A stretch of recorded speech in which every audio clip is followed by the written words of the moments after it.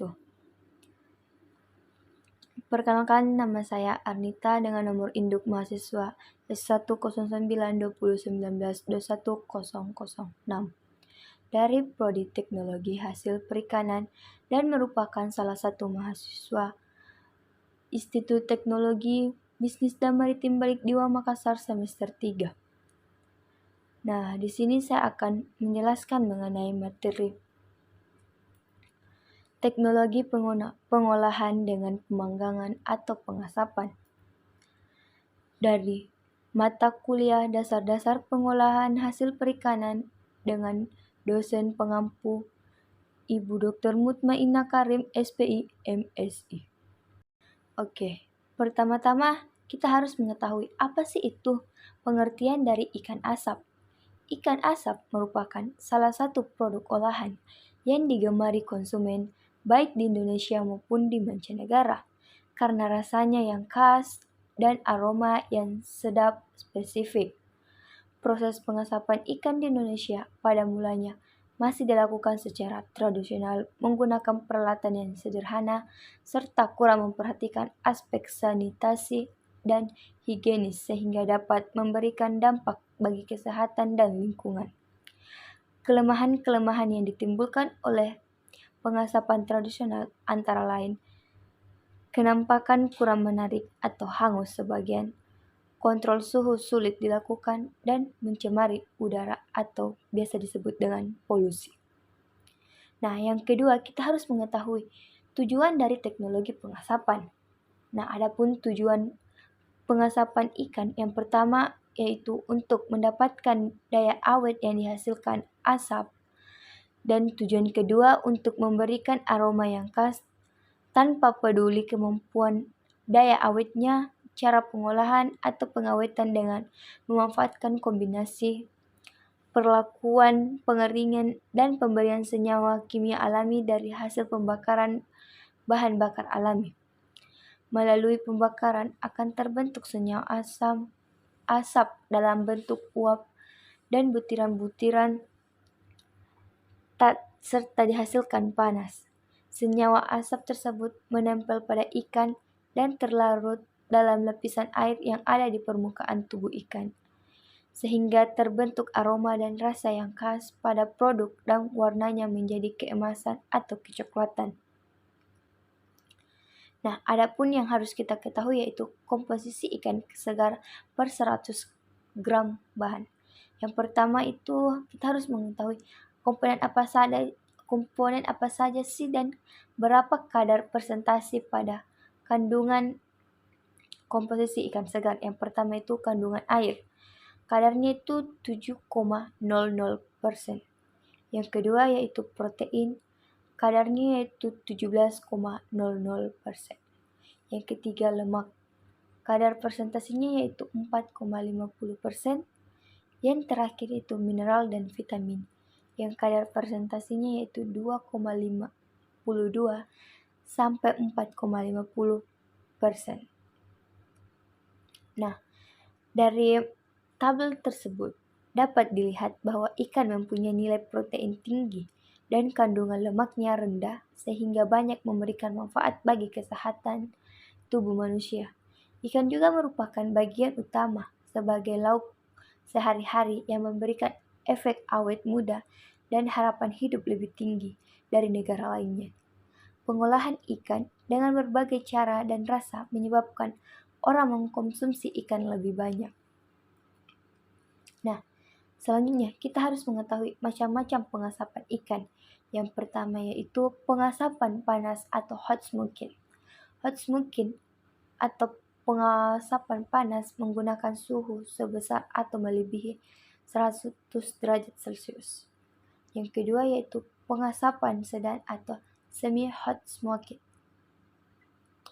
Pada pengasapan panas, suhu pengeringan yang dipakai dapat berkisar antara 75 derajat dan 80 derajat Celcius.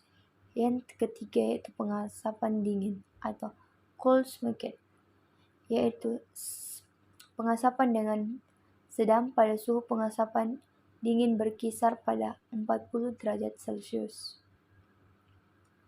Nah, Kita juga harus mengetahui pengasap ikan laut bahan bakar tempurung kelapa melibatkan komponen-komponen sistem. Ada 3 komponen sistem yang dilibatkan pada bahan bakar tempurung kelapa. Yang pertama yaitu bahan bakar tempurung kelapa. Yang kedua, tungku pengasap ikan tipe ganda 3, yang terakhir yaitu ikan laut. Nah, adapun senyawa kimia dalam pengasapan. Yang pertama yaitu alkohol atau metil alkohol dan etil alkohol. Yang kedua aldehid atau formaldehid dan aseptadehid. Yang terakhir yaitu asam-asam organik atau biasa disebut dengan asam semut dan asam cuka. Nah, selanjutnya karsinogenik pada pengasapan ikan. Nah, mengenai perbincangan terhadap asap sebagai agen penyebab kanker atau karsinogen dan perubahan gen atau mutagen semakin marak. Asap tidak hanya asap rokok, tetapi asap juga asap pada daging ikan yang dipanggang, dibakar atau diasap dicurigai sebagai agen kanker yang berbahaya.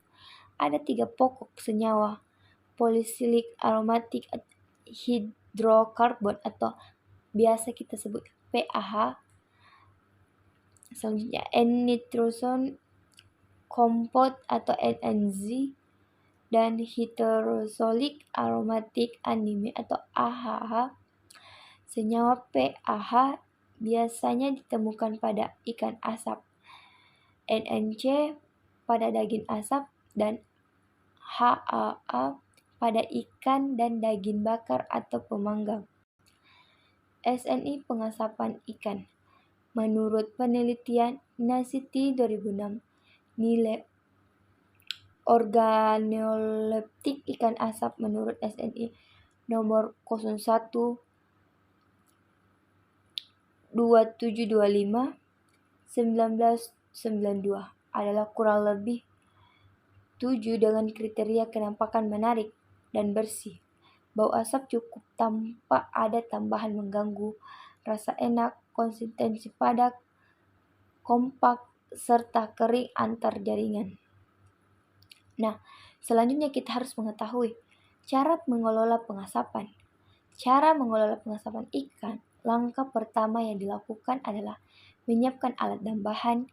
Setelah menyiapkan alat dan bahan, langkah selanjutnya adalah mematikan ikan lele dengan cara memukul bagian kepala, lalu menyayat bagian perut ikan secara vertikal dan ditarik isi perut dari seluruh bagian rongga perut. Kemudian darah dan kotoran dibersihkan dengan air yang mengalir hingga bersih. Kemudian disiapkan larutan garam sebanyak 5% dari berat ikan dan dihaluskan bawang putih sebanyak 22,5% dari berat ikan. Kemudian dimasukkan ke dalam lemari asap dan dibakar tempurung kelapa sebagai sumber asap. Lalu diasapi ikan selama kurang lebih 2 jam sampai berwarna coklat keemasan, ditunggu hingga matang, lalu disajikan di atas piring saji untuk uji organoleptik dan dihasilkan lele asap. Nah, kesimpulan dari materi yang saya sampaikan tadi dapat disimpulkan bahwa pengasapan adalah salah satu teknik pengeringan yang dilakukan untuk mempertahankan daya awet ikan dengan menggunakan bahan bakar kayu sebagai bahan penghasil asap. Yang kedua, macam-macam pengasapan ada 2, yaitu pengasapan panas dan pengasapan basah. Selanjutnya itu senyawa kimia dalam pengasapan antara lain formaldehid, keton, asam fermilat, asam asetat, metil alkohol, dan fenol. Nah, adapun tujuan pengasapan ikan adalah untuk mendapatkan daya awet yang dihasilkan asap dan untuk memberikan aroma yang khas tanpa peduli kemampuan daya awetnya. Yang keempat itu metode pengasapan ada 4, yaitu pengasapan dingin atau cold smoking, pengasapan panas, pengasapan listrik atau electric smoking, dan pengasapan liquid cair. Nah, mungkin hanya itu materi yang dapat saya paparkan. Kurang dan lebihnya mohon dimaafkan. Wabillahi taufiq wal hidayah. Wassalamualaikum warahmatullahi wabarakatuh.